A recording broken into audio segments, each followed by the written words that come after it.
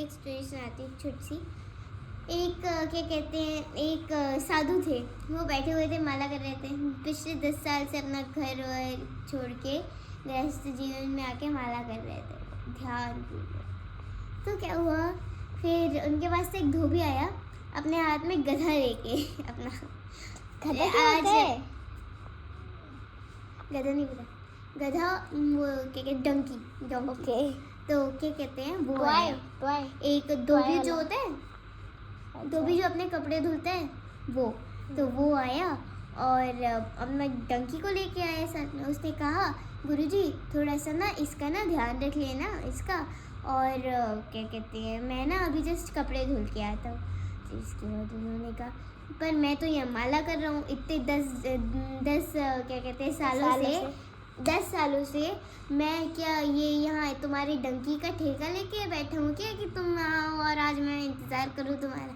तो क्या उनका, नहीं ऐसा नहीं है, आप एक बार इसे ना बांध दो और बैठ जाओ, ठीक है, फिर से इसका ध्यान रखो।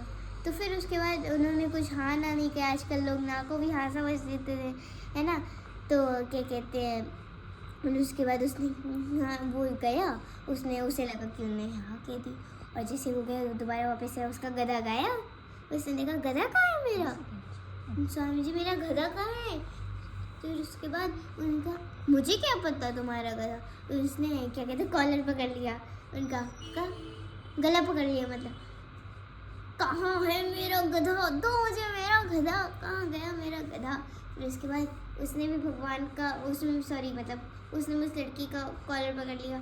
ऐसे उनमें लड़ाई चल रही, इतनी भयंकर लड़ाई चलने लगी, पूरे गांव वाले इकट्ठे हो गए, है ना।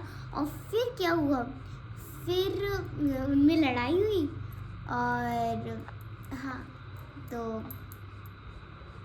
लड़ाई चली, दोनों ने हार मान ली। उन्होंने कहा, छोड़ दो यार, कहाँ मैं अपना समय बर्बाद कर रहा हूँ, इससे अच्छा मैं माला ही कर लूँ। उन्होंने सोचा, ठीक है। और बाकी वो जो धोबी था उसने सोचा, कहाँ आके फंस गया मैं, छोड़ो आके, पता है। और फिर जब उसने किया, माला करने बैठा, फिर उसके बाद भगवान प्रकट हो गए। भगवान ने कहा, मैं हमेशा तुम्हारी परीक्षा लेने आता हूँ। नहीं, उसने पहले कहा कि क्या कहते हैं, तुम हे प्रभु कहाँ पर आके फंस गया मैं, मुझे इस कलयुग से बाहर निकालना है, मुझे इस जगत से बाहर निकालना, और आप मुझे अपने धाम निकाल लो, धाम ले आओ, तो फिर धाम बुला लो। तो फिर उसके बाद उसने कहा कि क्या कहते हैं, भगवान प्रकट हो गए। उन्होंने कहा, कैसे बुलाऊँ मैं तुम्हें धाम जाने की भी, मतलब जैसे अगर आप कोई भी टेस्ट क्लियर करते हो, कोई भी चीज़, जैसे आप IFS बनते हो, IAS बनते हो, IPS बनते हो, तो उसमें आपको बहुत सारे टेस्ट क्लियर करने पड़ते हैं। आज उसी की तरह आपको क्या कहते हैं, उसमें भगवान परीक्षा लेने आते हैं। जब भी आप भगवत धाम आपका जाने का टाइम होता है, तो भगवान उस परीक्षा में वो फेल हो गए। फिर वो उन्होंने कहा, मैं अपना गुस्सा कंट्रोल ही करूँगा। फिर ऐसे मतलब कहने से वो जो धोबी था वो भगवान ही थे, उसकी परीक्षा लेने आए थे बस, साधु महाराज की परीक्षा लेने आए थे। तो और फिर उसके बाद 10-20 सालों बाद लगातार वो अपनी तपस्या करते रहे। फिर उसके बाद एक क्या कहते हैं, वो जो नाली वगैरह गटर वगैरह साफ़ करते हैं लोग, वो आए। फिर वो क्या कहते हैं, कूड़ा लेके जा ही रहे थे, गलती से वो नीचे गिर गए, तो थोड़ा सा उनके हाथ पे लग गया।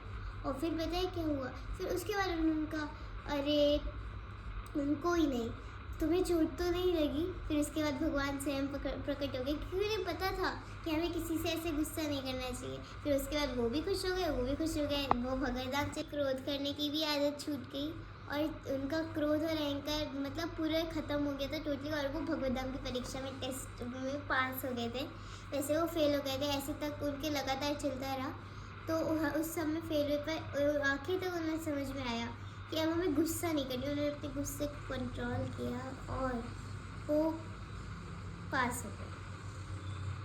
तो ये थी स्टोरी। इससे हमें यह लेसन मिलता है कि हमें कभी भी मतलब ज़्यादा गुस्सा नहीं होना चाहिए किसी पे।